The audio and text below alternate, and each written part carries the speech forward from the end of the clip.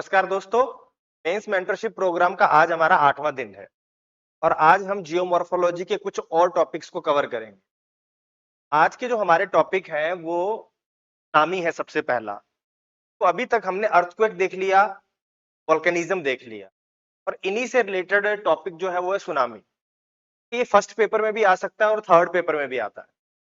First paper में इसको as a geographical परिघटना के रूप में हम देखते हैं और थर्ड पेपर में आप इसको डिजास्टर मैनेजमेंट में पढ़ोगे। तो एक बार क्वेश्चन थर्ड पेपर में डीएम में आ चुका है, लेकिन हो सकता है कि आगे फर्स्ट पेपर में पूछ ले सुनामी क्या है, उसके कारण क्या है। अकेला इतना ही पूछ ले, अगर इसके साथ वो डीएम को जोड़ देगा, डिजास्टर मैनेजमेंट को, तो ये थर्ड पेपर में आ सकता है। तो आपको पहला टॉपिक जो तैयार करना है वो सुनामी है। सुनामी के उत्पन्न होने के कारण क्या है? किसी उल्कापात का होना, किसी भूकंपीय गतिविधि की वजह से, ज्वालामुखी क्रिया की वजह से, लैंडस्लाइड के कारण, इन सभी के कारण सुनामी उत्पन्न हो सकती है। और ये तरंगे किस प्रकार की होती हैं? जब खुले सागर में होती हैं तो इनकी वेवलेंथ क्या है, जब तट के पास आती हैं तब इनकी वेवलेंथ क्या है, इन सब के बारे में आपको आइडिया होना चाहिए। प्रीलिम्स में भी क्वेश्चन आ सकता है और मेंस में भी आ सकता है। तो सबसे पहला टॉपिक है हमारा सुनामी। के बाद देखो आप पढ़ते हो भू संचलन जनित स्थलाकृतियां, लैंडफॉर्म ऑफ टेक्टोनिक एक्टिविटी। आपने सुना होगा अंतर्जात बल और बहिर्जात बल। के बाद पटल विरूपण बल, सडन फोर्सेस, अचानक उत्पन्न होने वाले बल और पटल विरूपण शक्तियां। तो वो सब आपको इसके अंदर पढ़ना है, लेकिन मेन आपका फोकस होना चाहिए वलन पर। फोल्ड जो होते हैं, वलन क्या है, उसके कौन कौन से प्रकार हैं, भ्रंश क्या है, भ्रंशों के प्रकार, उसके बाद रिफ्ट वैली और ग्रेबेन में क्या अंतर है, ब्लॉक माउंटेन और होस्ट में क्या अंतर है। तो ये पूरा का पूरा टॉपिक आपका भू संचलन से संबंधित है और उसकी वजह से टेक्टोनिक एक्टिविटीज की वजह से कौन से लैंडफॉर्म क्रिएट होते हैं। जैसे मैंने भी बताया, वलन क्रिएट होते हैं, भ्रंश क्रिएट होते हैं। तो ये आपको पता होना चाहिए कौन कौन से भू संचलन होते हैं और उनके कारण कौन कौन से लैंडफॉर्म्स का निर्माण होता है। ये इस टॉपिक में आपको तैयार करना है। इसका चार्ट बनेगा एक, आप उस चार्ट को प्रिपेयर कर लेंगे कि एंडोजेनेटिक फोर्स कौन से हैं, एक्सोजेनेटिक कौन से हैं, एंडोजेनेटिक में कौन कौन से हैं, सडन फोर्सेस कौन से हैं, डायस्ट्रोफिक कौन से हैं। फिर उसको आगे फिर से आप चार्ट बना लोगे। तो उस एक तरह से पूरा एक चार्ट क्रिएट कर लेना आपको इसके अंदर, और उसी पे जो जो आपको इंफॉर्मेशन चाहिए, जो लगता है कि आपको जरूरी है, आपको ध्यान में रहे, वो उसी चार्ट पर आप लिख लेंगे। तो इसको बहुत ज्यादा फैलाएंगे नहीं, चार्ट बनाए और उसी पे इसको लिख लें। इसके बाद देखो अगला टॉपिक है आपका ऋतु क्षरण, या इसे अपक्षा भी कह देते हैं, वेदरिंग। फिर आता है सामूहिक क्षय, या इसे मास वेस्टिंग भी कहते हैं, और लास्ट में आता है इरोजन। तीनों में अंतर आना चाहिए। जैसे देखो अपक्षय की बात करें, कोई भी चट्टान है वो अपनी ही जगह पर अगर टूट फूट जाए तो उसे हम कहते हैं ऋतु क्षरण या अपक्षय। इसमें गति नहीं होती है, कोई भी चट्टान है वो अपनी ही जगह पर विखंडित हो जाएगी धीरे धीरे, तो उसे हम कहते हैं अपक्षय। सामान्य शब्दों में मैं बता रहा हूं। इसके बाद अपर्दन को एक तरह से कह सकते हो ट्रांसपोर्टेशन। जब पदार्थों का एक स्थान से दूसरे स्थान पर मूवमेंट हो जाता है तो उसे हम कहते हैं अपर्दन। और ये रहा जो सामूहिक क्षय या इसे मास वेस्टिंग कहते हैं, इसमें ग्रेविटी मेन फोर्स होता है। अगर गुरुत्वीय बल की वजह से कोई मलबा ढाल के सहारे खिसक जाता है तो उसे हम कहते हैं मास वेस्टिंग, स्थानांतरण, या आप सामूहिक क्षय कह सकते हो। तो तीनों में अंतर है। लैंडस्लाइड हुआ जैसे, वो इसी का एक पार्ट है। तो इसके इनके सबके प्रकार आने चाहिए। अपर्दन के टाइप्स क्या है, अपक्षय के टाइप्स क्या है, अपक्षय के कारण क्या है, अपर्दन के कारण क्या है। तो इनके टाइप आपको आना चाहिए। जैसे अपक्षय में आप देखते हो कि भौतिक अपक्षय, रासायनिक अपक्षय, जैविक अपक्षय। इसी तरह अपर्दन के बारे में आपको होना चाहिए, अपर्दन है क्या, कौन कौन से अपर्दन के कारक हैं, वो सब इसके अंदर आएगा। और फिर स्थानांतरण या मास वेस्टिंग है, तो ये क्या है, इसके अंदर किस किस को शामिल किया जाता है। लैंडस्लाइड हो गया, रॉकफॉल हो गया, क्रीप हो गया, जो भी इसके अंदर है उन सभी का टाइप आपको पता होना है। तो ये एक आपका, और यहां पर देखो लैंडस्लाइड से तो क्वेश्चन आता ही रहता है। लैंडस्लाइड पे एक बार क्वेश्चन आया हुआ है कि हिमालय और वेस्टर्न घाट में लैंडस्लाइड के कारणों में क्या अंतर है। या ये भी पूछ सकता है कि हिमालय में अधिक लैंडस्लाइड क्यों आते हैं। तो उस तरह का क्वेश्चन यहां से उठ सकता है। तो वो इसी का पार्ट है, मास वेस्टिंग का या सामूहिक क्षय। तो ये टॉपिक हो गया। इसके बाद देखो अब ये क्वेश्चन उठने लगा है यहां से, पहले यहां से यूपीएससी ने ज्यादा क्वेश्चन लिया नहीं है। जो अपर्दन के कारकों से जो स्थलाकृतियां बनती हैं, जैसे नदी हो गया, जैसे विंड हो गया, हिमानी से निर्मित स्थलाकृतियां, तो ये सब पहले नहीं इतना पूछता था। लास्ट ईयर उसने एक क्वेश्चन पूछा था, लास्ट टू लास्ट ईयर, फ्योर्ड पे। तब से ये मेंस के लिए इंपॉर्टेंट हो गया है कि आपको अब ये टॉपिक भी तैयार करना पड़ेगा, क्योंकि आज तक पहले कभी उसने मेंस में यहां से क्वेश्चन नहीं लिया था। तो अब आपको ये सब की सब, ये 5 है जो स्थलाकृतियां हैं, ये भी आपको पढ़नी पड़ेगी। जैसे है फ्लूवियल लैंडफॉर्म। फ्लूवियल लैंडफॉर्म का अर्थ नदी के द्वारा निर्मित स्थलाकृतियां। नदी जब प्रवाहित होती है तो वो इरोजन भी करती है, अपर्दन भी करती है और निक्षेपण भी करती है। तो इनसे निर्मित जो स्थलाकृतियां हैं उसको आपको पढ़ना होगा। जैसे आपने सुना होगा वी शेप वैली, गॉर्ज पढ़ा होगा, कैनियन, जलप्रपातों को पढ़ा होगा, रैपिड्स।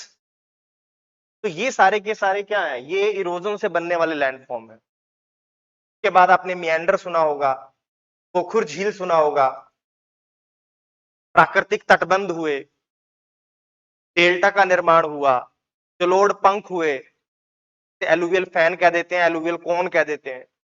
तो ये सारे के सारे आपको इसके अंदर पढ़ना होगा। रिवर टेरेसेस हुए। तो ये सारे के सारे लैंडफॉर्म इसके अंदर है, कुछ अपर्दन की प्रक्रिया से बनते हैं और कुछ निक्षेपण की प्रक्रिया से बनते हैं। जैसे पूछ लेता है डेल्टा का निर्माण, तो उसके निर्माण में कौन कौन से कारक योगदान देते हैं। कई बार आपसे पूछ लेता है कि जो भारत में पूर्व दिशा की ओर प्रवाहित नदियां हैं प्रायद्वीपीय पठार में, वो डेल्टा का निर्माण करती हैं, लेकिन पश्चिम की ओर प्रवाहित होने वाली नदियां डेल्टा का निर्माण नहीं करती, उसका क्या कारण है। तो वहां ये डेल्टा निर्माण के जो फैक्टर्स हैं उन्हीं का यूज करके आप उस क्वेश्चन को लिखोगे। तो आपको ये यहां से पढ़ना, तो इसको अच्छे से तैयार कर लेना। इनके डायग्राम आपको जरूर बनाने हैं। अगर आप कोई भी लैंडफॉर्म लिख रहे हो तो उससे जो निर्मित स्थलाकृतियां हैं उनका आप डायग्राम जरूर बनाएंगे, के बिना इसमें मार्क्स नहीं उठेगा। तो ये आपको ध्यान में रखना है। ये आप एनसीईआरटी से पढ़ लीजिए, वहां पर इजी लैंग्वेज में और आसान दिया हुआ है। तो इसको आप एनसीईआरटी से आराम से कवर कर सकते हैं, इसको और इसको आराम से, कोई दिक्कत नहीं है।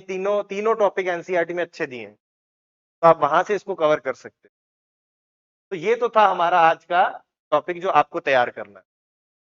इसके बाद देखो ये क्वेश्चंस जो आए हुए हैं, देखो यहाँ पर एक क्वेश्चन है सुनामी पर। ये थर्ड पेपर में आया था, लेकिन मैं बताना चाह रहा हूं कि देखो फर्स्ट और थर्ड पेपर दोनों आपस में इंटरलिंक है।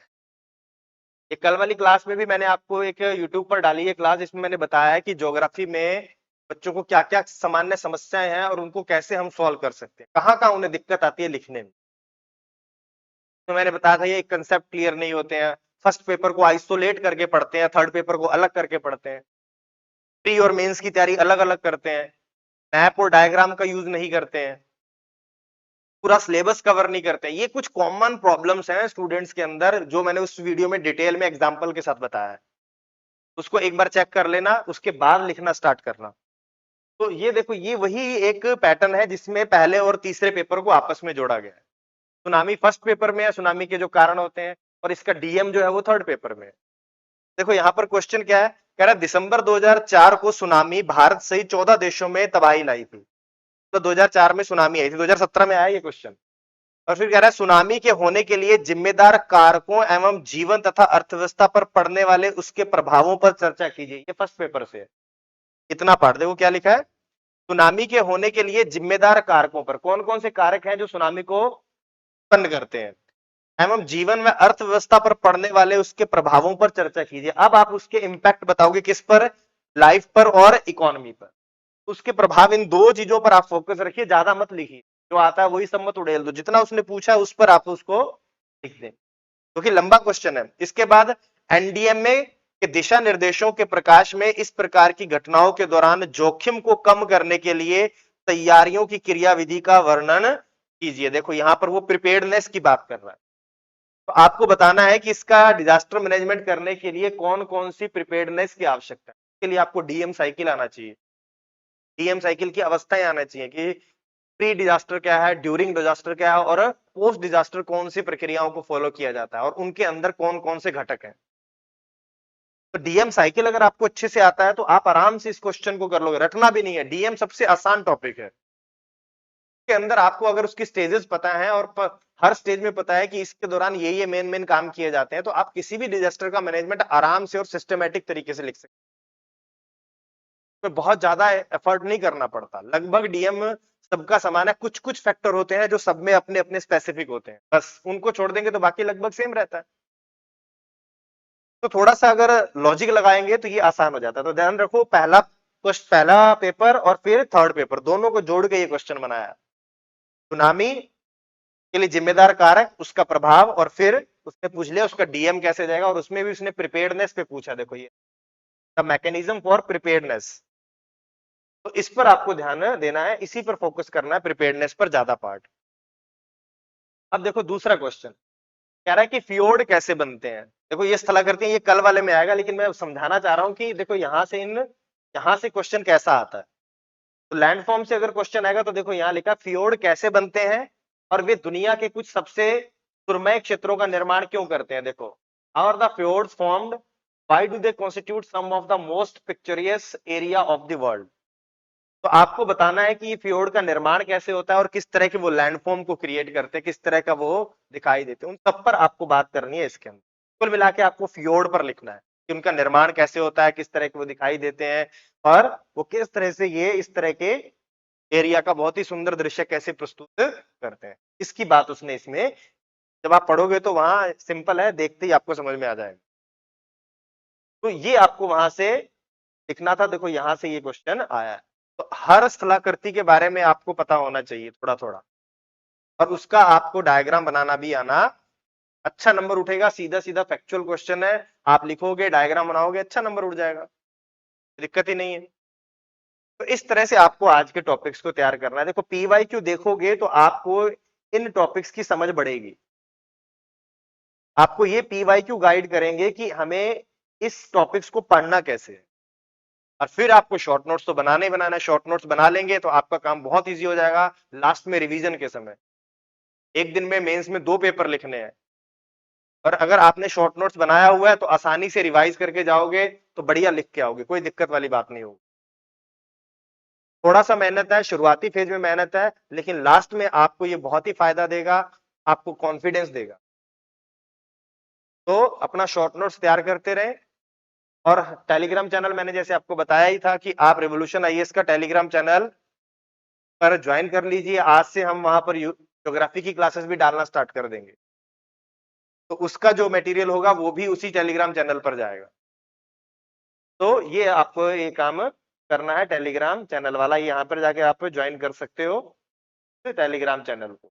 और मेंस आंसर राइटिंग प्रोग्राम का भी हमारा जो चल रहा है प्रोग्राम, उसमें आप ज्वाइन कर सकते हो, ऑफलाइन चल रहा है। तो लगभग 500 क्वेश्चन की हम उसमें प्रैक्टिस करवाएंगे आपको।